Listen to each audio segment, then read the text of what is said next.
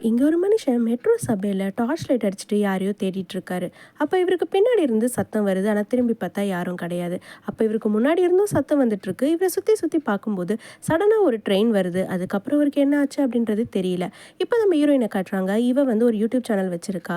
ஃபுல்லா மர்மமான விஷயங்களை பத்தி கேப்சர் பண்ணி இவ யூடியூப் சேனல்ல போடுறதா இவளோட வேலையே. இவ வீடியோஸ்க்கு பெருசா வியூஸ் எதுவும் போகாததுனால இவ புதுசா ஏதோ ஒன்று பண்ணணும்னு நினைக்கிறா. அப்பதான் இப்படி ஒரு மெட்ரோ ஸ்டேஷன் இருக்கு. அங்க நிறைய மர்மமான விஷயங்கள் நடக்குதுன்னு தெரிஞ்சுக்கிறா. அதனால அந்த மெட்ரோ ஸ்டேஷனுக்கே போயிட்டு அங்க இருக்க ஒரு ஸ்டேஷன் மாஸ்டர் இவ மீட்டும் பண்றா. அந்த ஸ்டேஷன் மாஸ்டர் இவகிட்ட உண்மையை சொல்றதுக்கு ஃபர்ஸ்ட் மறுத்துடுறாரு. அதுக்கப்புறம் இவ ஒயின்லாம் வாங்கி கொடுத்து அவர்கிட்ட கொஞ்சம் கெஞ்சுற மாதிரி பேசின உடனே அவரும் இது வரைக்கும் நடந்த விஷயங்கள் எல்லாம் ஷேர் பண்ண ஆரம்பிக்கிறாரு.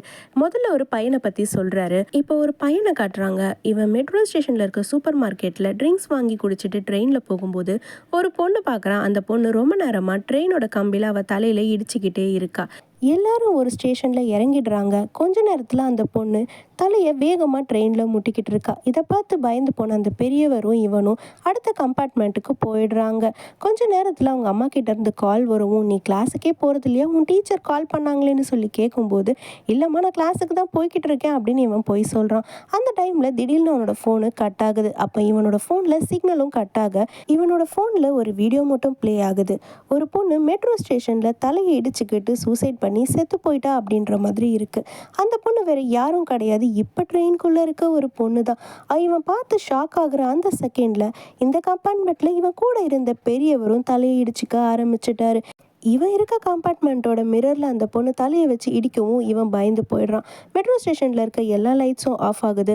அந்த பொண்ணு வேகமாக இன்னொரு வாட்டி முட்டும்போது அவளோட தலை மட்டும் தனியாக கழண்டு வந்து விழுகுது. தலையே இல்லாமல் இப்போ முண்டமாக அந்த பொண்ணு இவனை துரத்திக்கிட்டு வருது. கண்ணை முழிச்சு பார்த்தா இது எல்லாமே ஒரு கனவு தான். இவனும் அந்த பெரியவரை மட்டும்தான் அந்த ட்ரெயினில் இருக்காங்க. ஒரு ஸ்டேஷனில் அவன் இறங்கிடுறான் வேக வேகமாக. அப்போ ஒருத்தர் மட்டும் இவனை இடிச்சுக்கிட்டு உள்ளே போகிறாரு.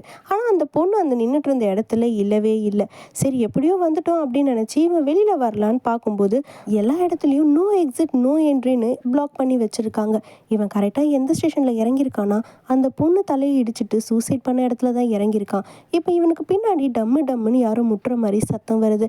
திரும்பி பார்த்தா அந்த பொண்ணு தான் பேயா இங்கே நின்றுக்கிட்டு இருக்கா. அந்த பிளாக் பண்ணி வச்சுருந்த இடத்துல இருந்து ஏதோ ஒரு ஃபோர்ஸ் அவனை இழுத்து கொன்னுடுது.